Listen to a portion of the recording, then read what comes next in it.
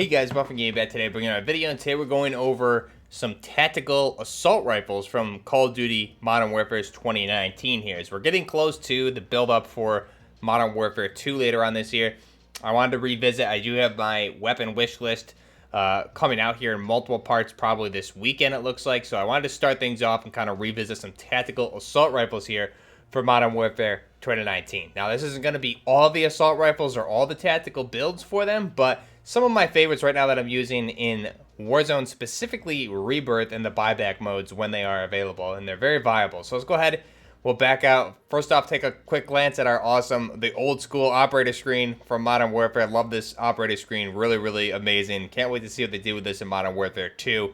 We have Ronin and Bale there looking awesome. Go ahead and tap back. Let's go ahead and we'll start things off here with the Tavor 21. So here I'm actually using the Sandstorm blueprint. If you guys aren't familiar with what one that is, I'll just show it off really quickly here.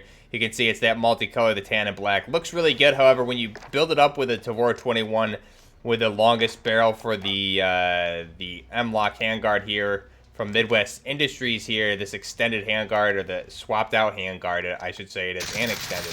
You have it looks a little odd. So I put a camo on there, and we have some nice attachments here. Going to be running with a monolithic suppressor. Obviously, sound suppressing damage at range. The FSS Ranger. So this is that, really quick, if I take that off, that's that extended Midwest Industries M-Lock handguard. You can see what this weapon looks like at the base here with the X95, and then we go ahead and extend it out. You have the TAC Eclipse, as well as the Ranger. So you can see that extension, how it looks here. Specifically with this one is from Midwest Industries. I did do the weapon conversion on that when it first came out. So it actually looks really nice. You can see the different blueprints that we have here. That one actually adds a longer extension to it, which actually looks really nice. However, you do have that red tint there, but I do like that. We'll go ahead and put that on there. Skip out the laser, go the integral hybrid or the Leopold hammer there. Give us that 3.25 zoom, as well as that top mounted delta point there. Definitely one of my favorite optics for a lot of weapons. Skip out on the stock, the perk, and the rear grip. Magazine, obviously, for any mode you're going to run this in, unless it's Modern Warfare, it's multiplayer. I think a 50-round magazine is definitely a must for this. That's your only magazine option here for this is the 50-round. Definitely some missed opportunities not being able to convert this to a Tavor 7 with maybe a 20 or a 25 round of 7.62 by 51 millimeter magazine conversion would have been amazing. But hey, maybe for Modern Warfare 2, go ahead and go over to underbarrel. Underbarrel attachment here, we're going to be running the Ranger foregrip. So recoil control, aiming stability, cons being the aim walking movement speed and the aim dot sight speed. I've always liked this one for this weapon for some reason. However, you can always also go with the commando foregrip, going to be really good. But for aesthetic purposes, I really like the way the Ranger foregrip looks. It just has that nice look to it. Looks really nice and clean. That's our Tavor 21 here from IWI out of Israel. So that's our Tavor 21. Again, looking really nice, really good in Warzone and Rebirth specifically. So we'll go ahead and back out. Now for the M4, we're going to run the M4 ISR, the English suppressed rifle. I guess you could make an argument this would also kind of be considered a Mark 18 ISR CQBR, I guess, in some respect, because it is a 12.4-inch barrel. So here we're going to be running the 12.4-inch Predator barrel here on this, giving us that integral suppressor, so it's going to block out the muzzle attachment. And we also get the aim down sight speed. The cons are the bullet velocity. One thing to note here is you notice you actually get, compared to the 14.5, you get slightly better accuracy, which is so crazy. You get a little bit less range, but a better accuracy and mobility, obviously. So the Predator barrel is actually better, it looks like, than the 14.5, which is crazy to me. One thing here, really cool, just look at this, the Grand Rapids blueprint. This one is a PlayStation exclusive, I believe it is, but you can see it makes it an even shorter handguard, as well as shortens up the suppressor on this weapon. It looks really neat. It puts that PEC 15 back on the top-mounted Picatinny. However, it retains that blue on the suppressor, which just kind of looks weird. Overall, it looks kind of odd, though, but it is a cool thing that you can get with those cool aesthetics for the blueprints. You can see what that looks like. So, really good attachment there. I did do a Warzone build on a very similar build for this, the M4 ISR. You can go ahead and check that out on the channel as well if you want to look for that for a Warzone video that I did. TAC laser, going to run for the laser, we're going to run the TAC laser or the PEC 15. Going to give us The pros and cons for the ADS speed, aim and stability, aim walking steadiness. The cons are the laser visible to enemies. It's going to be mounted with this specific barrel attachment, it's mounted on the right-hand Picatinny versus the other attachments, it's going to be mounted on the top the top rail there. So really nice, cool customization with that specific barrel. Optic, we're going to go with a 4x flip, and I'm going to be running the Spanish Moss because it kind of goes with the overall aesthetic appeal of the weapon and the camo that we have on there. Gives us that Ranger green type camo on the EOTech and the flip. Skip out on the stock, perk, rear grip. You can obviously throw in a magazine here if you wanted for whatever version you're going to. I just want to keep it like this just for how it looked. You have that windowed P mag. It looks really nice with the 30 round. And then for the underbarrel attachment, running the Ranger foregrip with that Grand Rapids aesthetic, or I guess blueprint option. You can see the differences here versus some of the other ones that we have here. So Grand Rapids gives us that mag pull foregrip, looking really nice, recoil control and aiming stability. This is our M4 ISR, or like I said, I guess you could make an argument that it is considered a Mark 18 CQBR ISR or a Salt Mod M4, just different conversions on it. So looking really nice, really cool looking weapon. And again, I did do a Warzone video on that, so you can check that out on the channel. Next up, the Sig Lvaw, or the Black Mamba, the low visibility assault weapon here.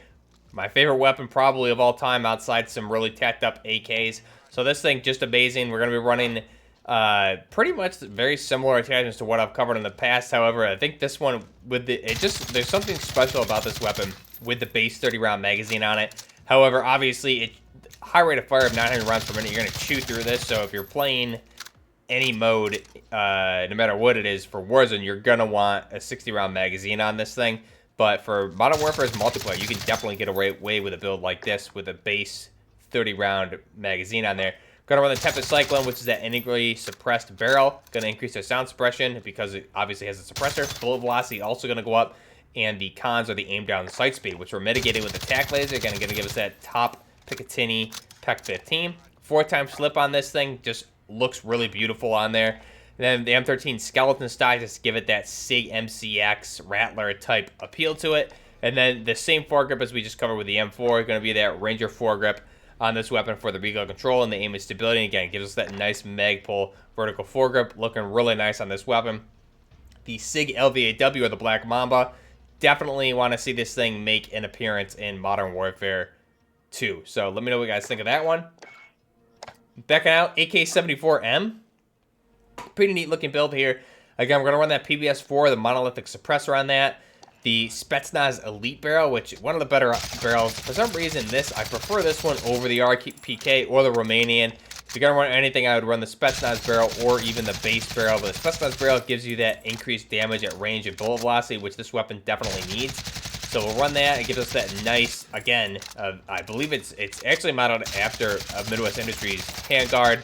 Hemlock handguard of some sorts. It is out of Midwest Industries, I believe. Hopefully, Modern Warfare 2, they give us some Zenny attachments for the Zedeco. It would be really nice. Then for the optic, I'm running a Solo Zero MVG enhanced on there. Give us that 3.25. The MVG enhances the thermal optics, actually. So it's thermal target identifier. Really good, especially on Caldera. Helps you see things much clearer. Running the 545x39 conversion to convert this to a 74 series of weapon, and then an operator foregrip just for the heck of it. I really like the operator foregrip lately just because it helps with the recoil control and it doesn't hurt your movement speed. You will take a hit for ADS, but again, you will with just about everything besides the commando. But it's important for a lot of these weapons that you don't take hit for the movement speed if you're running heavier caliber weapons.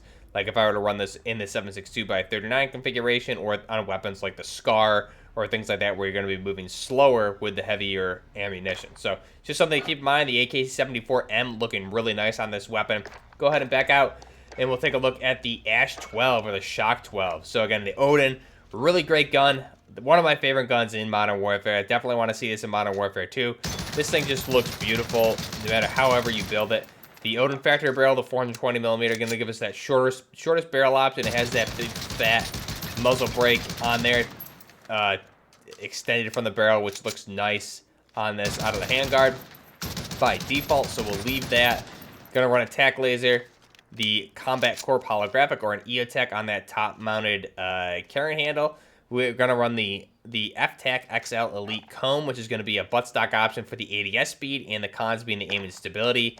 And the underbarrel attachment going to be the Ranger foregrip for the recoil control and the aim and stability. This one, again, more so for multiplayer. However, if you're going to go ahead and use this in Warzone or in Rebirth, just throw a suppressor on there, either a mono or a Colossus, and this thing is ready to go. Just swap out that buttstock option. I've used this build in Warzone very successfully in the past, and I still go back to it time to time. The Odin hits really hard with that 12.7 by 55 millimeter round, and this thing will punch through plates in real life like it's nothing. So let me know what you guys think this.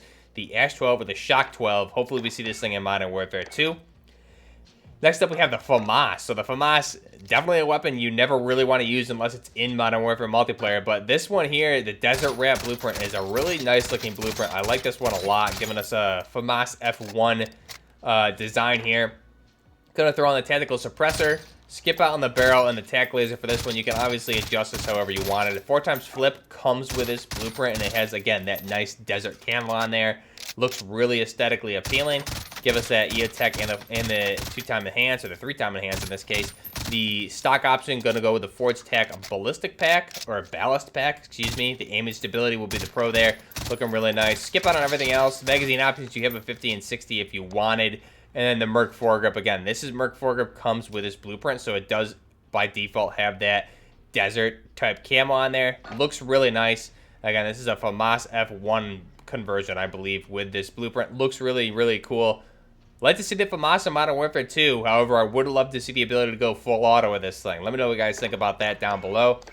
Backing out, last but not least, for the assault rifles, the DSA 58 or the David Slavago Arms 58 OSW. This is a modernized FAL. Looking really nice. Now here, this again, using the blueprints, we're going to turn this into the DSA 58 versus the base version of the weapon, which you can see here really quick, is just the old version of the FAL, which again, still really cool looking, but if you go ahead and use something like the Smooth Dominator or the Skull Shot, you can get the modernized version of the DSA 58, looking really, really nice. So if we go ahead and back out, look at this build.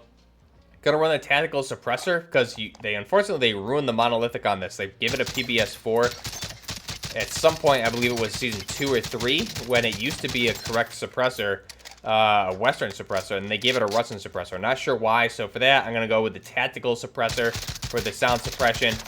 The barrel option, we're going to go with the 13-inch OSW, or the Operational Support Weapon Para Barrel. So this is going to give us a 13-inch, or an Operational Specialist Weapon as OSW. I always confuse that. 13-inch barrel, again, really, really good. I actually had a lot of success with this in early Warzone. However, nowadays, this barrel, definitely not worth it. 4x flip option, gonna go with a 30-round magazine of that 7.62 by 51 millimeter, increase it by 10, and then the Ranger foregrip, again, leads for a really nice, aesthetically looking weapon. So let me know what you guys think of that down below. Again, a lot of nice, cool looking weapons here. Going for the tactical assault rifles from Modern Warfare 2019. Now, there's obviously some other ones we could throw in here, but I didn't want to make the video too long, and I wanted to show off some of these. I think my favorite definitely going to be, obviously, the LVAW. I do really love that M4 ISR as well. And the Tavor 21 is always a really nice one. This Tavor 21, I feel like, is the most slept-on weapon probably in Warzone of all the Modern Warfare weapons. I never see that thing, along with the AN-94. Two weapons that I use a lot, but I would say of all the weapons in Modern Warfare, the Tavor 21 and for the ARs is the one that I use the least in Warzone. But definitely making a comeback with this and going to be trying it out a lot more lately as I have been in recent games. So let me know what you guys think down below. Till next time, this is Buffner Gaming with tactical AR setups from Modern Warfare 2019. Till next time, Buffner Gaming, out.